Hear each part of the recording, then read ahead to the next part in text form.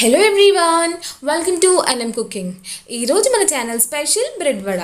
పేరుకి బ్రెడ్ వడ అనే అయినా ఇందులో క్యారెట్, క్యాబేజ్, క్యాప్సికమ్, టమాటో ఇలా చాలా చక్కటి హెల్తీ ఇంగ్రీడియంట్స్ ఉన్నాయండి.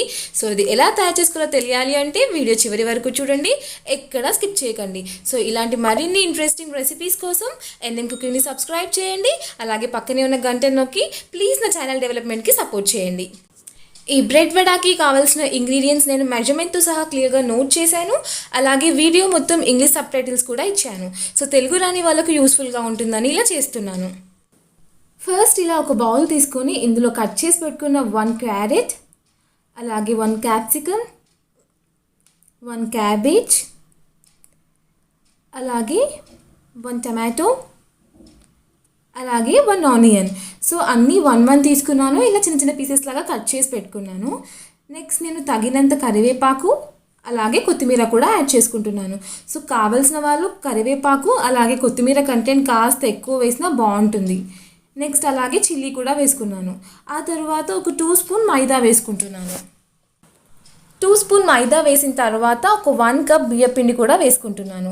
ఇవన్నీ వేసాక ఒక 1 స్పూన్ జీలకర్ర వేసుకుంటున్నాను. జీలకర్ర ఆల్టర్నేటివ్గా జీలకర్ర పొడి కూడా వేసుకోవచ్చు. నెక్స్ట్ ఒక 1 స్పూన్ ఉప్పు కూడా యాడ్ చేసుకొని వాటర్ వేయకుండా ఇలా మిక్స్ చేసుకుంటున్నాను. చూసారా, చక్కగా మిక్స్ అయిపోయింది కదా.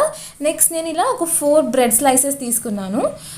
వీటిని నేను ఇలా వాటర్లో డిప్ చేస్తున్నాను. ఇలా వాటర్లో డిప్ చేసి ఈ మిక్చర్లో వేసుకుంటున్నాను. సో ఇలా వేసేసుకోండి.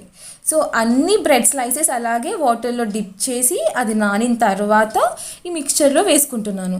ఇలా వేసుకున్న తర్వాత నేను చూడండి ఇలా మ్యాష్ చేస్తున్నాను అదే మిక్చర్లో. సో మనకు వాటర్ అనేది ఏం పట్టదు, ఆల్రెడీ బ్రెడ్ స్లైసెస్లో మనకు కాస్త వాటర్ అనేది ఉంది కదా. సో ఇలానే మంచిగా ఇలా చక్కగా మిక్స్ చేసి పెట్టుకున్నాను కదా. ఇంకా నేను వడలు ఒత్తేసుకుంటున్నాను. ఇలా మనకు కావాల్సిన సైజ్ అంతా వడ తీసేసుకొని ఇలా ఒత్తేసుకుంటున్నాను. టేస్ట్ మాత్రం చాలా అంటే చాలా బాగుంటుంది. చెప్పిన ప్రకారం అన్ని వెజిటేబుల్స్ ఇలా క్లియర్గా కట్ చేసి వేసేసుకోండి. కావాల్సిన వాళ్ళు కొత్తిమీర ఇంకా కరివేపాకు ఎక్కువ వేసుకున్నా హెల్తీ కాబట్టి చాలా బాగుంటుంది. సో ఇలా ఆయిల్ చక్కగా వేడైన తర్వాత నేను నెక్స్ట్ మనం ఒత్తుకున్న వడలు ఉన్నాయి కదా, ఈ వడల్ని ఇందులో వేసుకుంటున్నాను. సో మనకు తినేటప్పుడు కూడా చాలా క్రిస్పీగా ఉంటాయి. అలాగే మనకు అక్కడక్కడ వెజిటేబుల్స్ కూడా తగులుతాయి కదా. సో చాలా అంటే చాలా టేస్టీగా ఉంటుంది. ఒకసారి మీరు పక్కాగా ట్రై చేయాల్సిందే.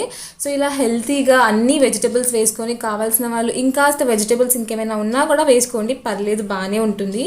సో ఇలా చక్కగా ఈవినింగ్ టైంలో ఇలా మంచి స్నాక్ కూడా చేసుకోవచ్చు. టేస్ట్ మాత్రం చాలా బాగుంది. సో నేను చెప్పిన మెజర్మెంట్ ఎగ్జాక్ట్గా ఫాలో అవ్వండి. చూసారా ఫైనల్ లుక్, ఇది టమాటో సాస్లో చాలా అంటే చాలా బాగుంటుంది. ఒకసారి ట్రై చేసి చూడండి. సో ఇదండి మన ఫైనల్ లుక్. బాగుంది కదా. సో మీరు ఒకసారి ట్రై చేసి మీకు ఎలా వచ్చిందో నా కమెంట్స్లో షేర్ చేయండి. So thank you one and all for watching this video. Please like, share and subscribe to NM cooking and please keep supporting us.